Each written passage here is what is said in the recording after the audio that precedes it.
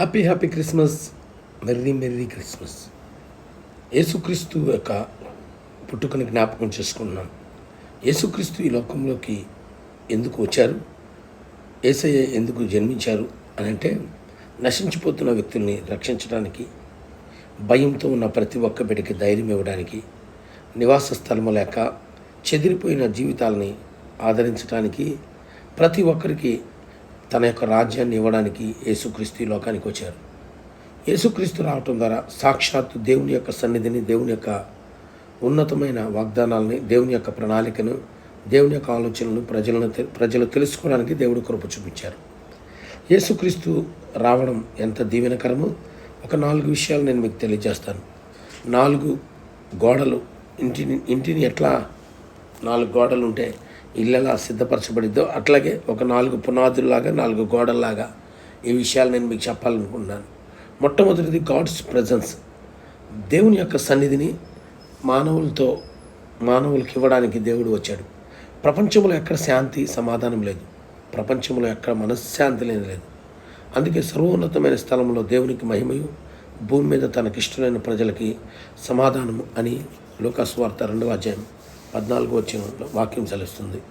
అలాగే దేవుని యొక్క సన్నిధిని ప్రజలు అనుభవిస్తే సమాధానం వస్తుందని దేవుని సన్నిధిని ఆయన ఇవ్వడానికి వచ్చాడు. హెబ్రీ 13:5లో నిన్ను విడవను అని చెప్పిన దేవుడు నేను ఎప్పుడు నీతో ఉంటానని చెప్పడానికి యేసుక్రీస్తు ఈ లోకానికి వచ్చాడు. క్రిస్మస్ అంటే ఆయన నిన్ను విడువడు. మత్తయి సువార్త 28వ అధ్యాయం 20వ వచనం సదాకాలము యుగ సమాప్తి వరకు నేను నీతో ఉన్నాను. క్రిస్మస్లో దేవుడు ఇచ్చిన అద్భుతమైన బహుమానం మనకి ఆయన సన్నిధి. ఆయన నీతో ఉంటాడు. యేసుక్రీస్తు ఆయన నీతో ఉండే దేవుడు. ఆయన నీతో ఉండి నిన్ను రక్షించి నిన్ను కాపాడే దేవుడు. ఇక రెండవ అద్భుతమైన ఆదరణ విషయం గాడ్స్ ప్రామిస్. దేవుని యొక్క ఉన్నతమైన వాగ్దానం. యేసుక్రీస్తు రావటం ద్వారా క్రిస్మస్లో దేవుని యొక్క వాగ్దానం నెరవేర్చబడింది. బైబిల్ గ్రంథం సెలవిస్తుంది, వాగ్దానం చేసిన దేవుడు ఎవరండి? నమ్మదగిన దేవుడు. ఆయన వాగ్దానం చేశాడు, ఎట్టి పరిస్థితిలో ఆ వాగ్దానాన్ని తప్పడు. వాగ్దానమే 100 సంవత్సరాల వయసులో శారాన్ని బలపరిచిందండి. 90 సంవత్సరాల వయసులో వాగ్దానమే కదా అబ్రహాముని బలపరిచింది.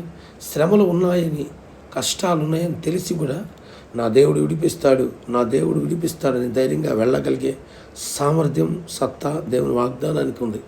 అందుకే ఆయన వాగ్దానాన్ని పట్టుకోవాలి. అందుకే మన దృష్టి దేవుని వాగ్దానం మీద ఉండాలి. అబ్రహాం అంటాడు, ఆయన వాగ్దానం చేసిన దేవుడు ఆయన చేస్తాడని ఆయన వైపు దృష్టి ఉంచాడు.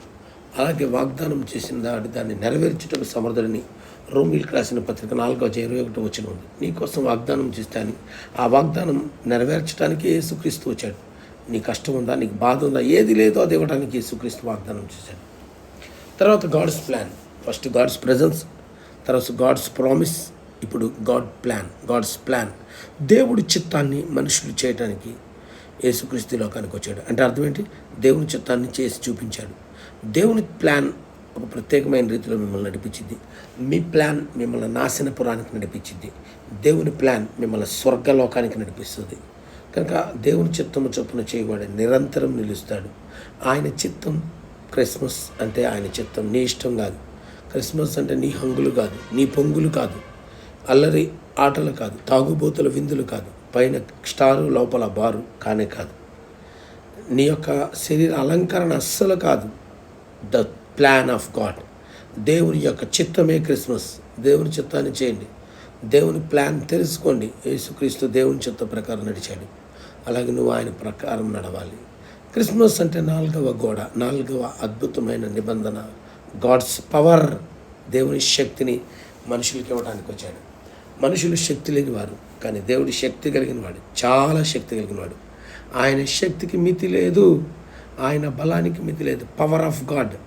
ఎఫెసీ 3వ అధ్యాయం 20వ వచనంలో ఆయన అడుగు వాటికంటేను ఊహించు వాటికంటేను అత్యధికంగా చేయ శక్తి కలిగిన దేవుడు. దేవునికి స్తోత్రం కలుగును గాక. God's power. నీ జీవితంలో దేవుడు తన శక్తిని ఇవ్వడానికి వచ్చాడు.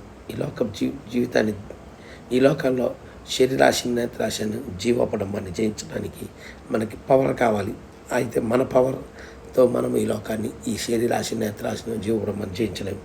దేవుడి పవర్తో జయించవచ్చు. దేవాని శక్తి నాకు దయచేయండి అని అడగండి. మరలా చెప్తున్నారు, రియల్ క్రిస్మస్, నిజమైన క్రిస్మస్ అంటే గాడ్స్ ప్రజెన్స్. యేసుక్రీస్తు తన సన్నిధిని మీకు ఇచ్చాడు. సన్నిధిని అనుభవించటమే గాడ్స్ ప్రామిస్, ఆయన వాగ్దానాన్ని గట్టిగా పట్టుకోవటం క్రిస్మస్. గాడ్స్ ప్లాన్, దేవుడి చిత్తంలోకి రావటమే నిజమైన క్రిస్మస్. గాడ్స్ ప్లాన్, దేవుడి యొక్క గాడ్స్ పవర్, దేవుని యొక్క శక్తిని పొందుకోవటమే నిజమైన క్రిస్మస్. ప్రార్థన చేద్దామా? ప్రభా, నిజమైన క్రిస్మస్ చేసే కృపను మా అందరికీ దయచేయండి. ఈరోజు వీళ్ళ కుటుంబాల్లో క్రిస్మస్ ఆనందం దయచేయండి. ఈరోజంతా నీ కాపుదల, నీ పరిశుద్ధాత్మ శక్తి దయచేయండి. అన్ని సంఘాల్లో సమాధానం, అన్ని సంఘాల్లో నీ ఆత్మ నడిపింపు దయచేసి హ్యాపీనెస్ దయచేయమని యేసయ్య నామములో అడుగుచున్నాను తండ్రి.